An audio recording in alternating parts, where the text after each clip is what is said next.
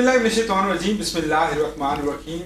लाखों करोड़ों दुरूद फ़ी माका हज़रत मोहम्मद सल्लल्लाहु अलैहि वसल्लम पर और आपके आल पर।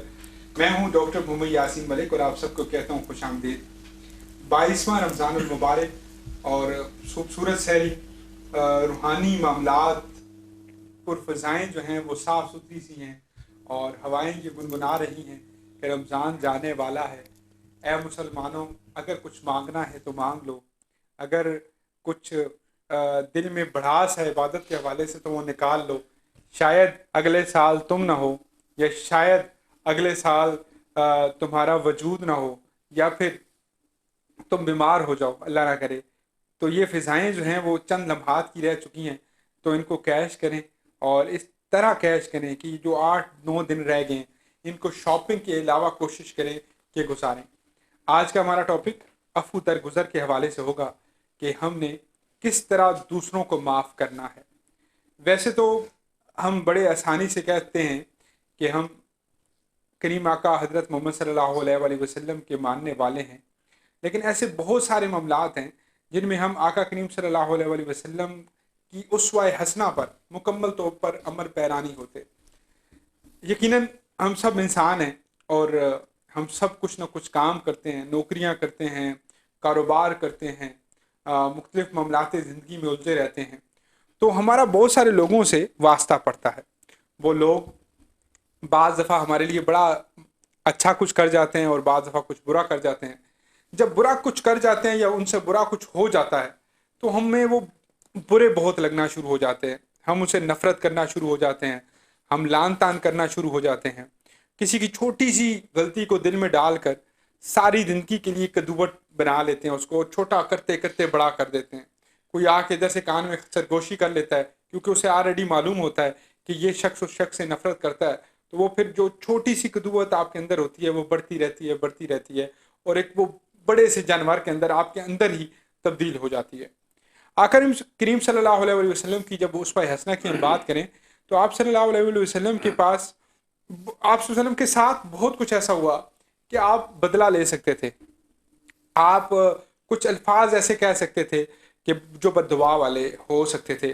मसलन अफ़ू दरगुज़र की बेहतरीन मिसाल करीम आका की नज़र आई जब आपके ऊपर ओजरी फेंकी गई और आपकी लखते जिगर हज़रत फ़ातिमा ज़हरा जो सिर्फ 5 से 6 साल की थी और वो इतनी भारी भरकम ओजरी को आपके बतने मुबारक से हटाती रहीं। एक बेटी को इस हालत में देख लेना शायद एक बाप के लिए बहुत ज़्यादा तकलीफ़ दे लम्हा होता है, लेकिन आप वहाँ पे भी डटे रहे।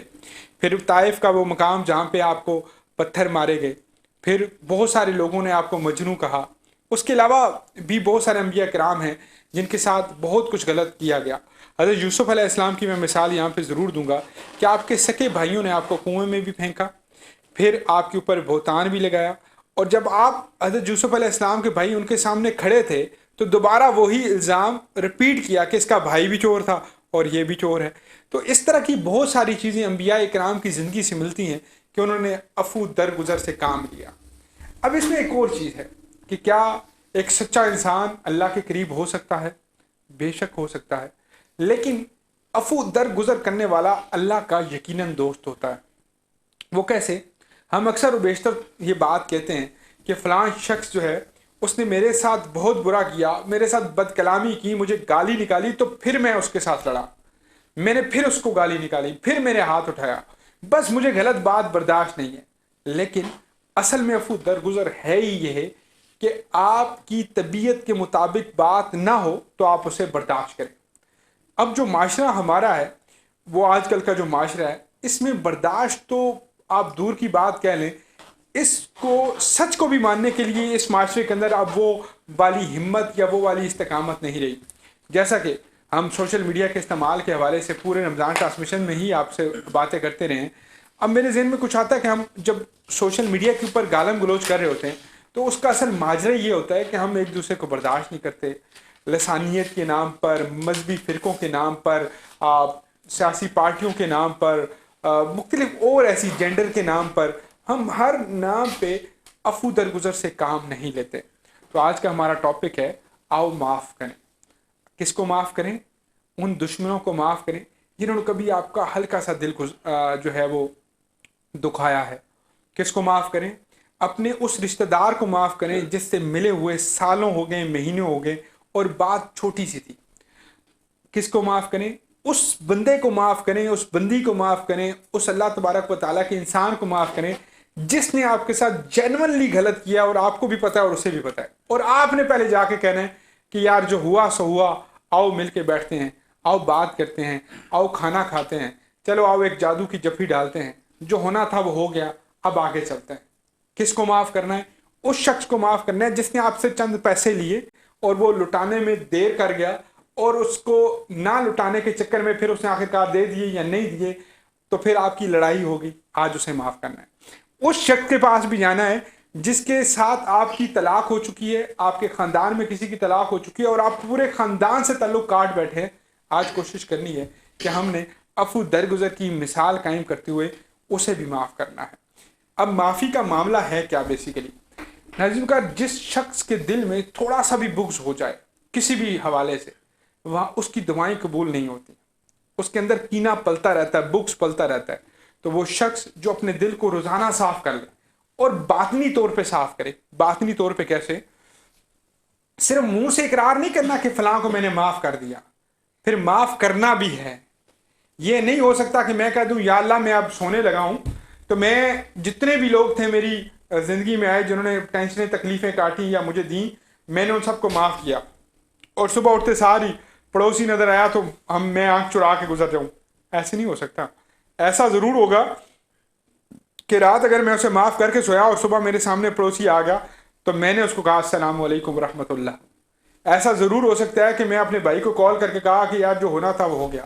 میرے کزن، ہم اکثر ایک لڑائی کا ذکر کرتے ہیں، پھپھوں کی لڑائیاں، فضول کی پھپھوں کے ساتھ ہم لڑائیاں کر لیتے ہیں، ان پھپھوں سے بھی ساتھ چلنا ہے۔ یعنی کہ عفو درگزر بیسیکلی ہے کیا؟ اس شخص کے ساتھ محبت سے پیش آنا۔ قبلہ پیر عبد الرحمن شاہ صاحب موجود ہیں، مجھے اصلاح بھی میری کیجیے گا۔ اس شخص کے ساتھ محبت سے پیش آنا جو آپ کو ناگزیر گزرتا ہو، بیسیکلی عفو درگزر یہ ہے۔ اس سے تھوڑا سا آگے چلوں تو عفو درگزر پتہ ہے کیا ہے؟ اس شخص کے لیے اللہ تعالیٰ سے دعا مانگنا جو آپ کو برا لگتا ہو، کہ یا مالک کل کائنات، تو سب کو دینے والا ہے، اس کو بھی دے دے، تو اس کو اور نواز ہے۔ اصل بیسیکلی یہ ہے معاف کر دینا۔ یہ ہے رحمان کی صفت والا انسان، یہ ہے رحیم کی صفت والا انسان۔ جو وہ رحمان ہے، رحیم ہے، وہ کافر، ہندو، مسلمان، وہ چرند پرند درند، وہ ذات پات نہیں دیکھتا، وہ سب کو رزق دیتا ہے۔ تو اس لیے ایک آنکھ ایسی رحمان والی ہوتی ہے جس میں وہ دشمن نظر ہی نہیں آتا، وہ سب کو معاف کرتا ہے، وہ سب سے حسن سلوک سے محبت سے پیش آتا ہے۔ تو ہم نے عفو درگزر کی وہ اعلیٰ ترین مثال قائم کرنی ہے۔ آج 22 رمضان کو جو ہم بیٹھے ہوئے ہیں، یا آج کوئی بھی دن ہے، آپ اگر سوشل میڈیا پہ دیکھ رہے ہیں تو آج ذرا سوچیں کہ فلاں شخص سے تو یار میرا کوئی معاملہ ہی نہیں ہے، ویسے ہی ہم ناراض ہیں، ویسے ہی ہم منہ بنا کے بیٹھے ہیں۔ نہ کوئی اور سیاسی لیڈر آپ کی پھوپھی کا بچہ ہے، نہ اس کی پھوپھی کا بچہ ہے، نہ وہ آپ کو جانتا ہوگا سیاسی لیڈر، نہ اسے جانتا ہوگا۔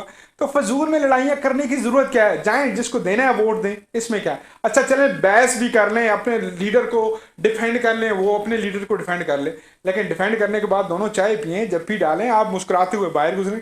کیا ضرورت ہے لڑائیوں کی؟ اور پھر مذہب کے ہم ٹوٹے ٹوٹے کر دیتے ہیں کہ فلاں تمہارے فلاں ہمارے، نہیں، یہ اسلام ہمارا ہے۔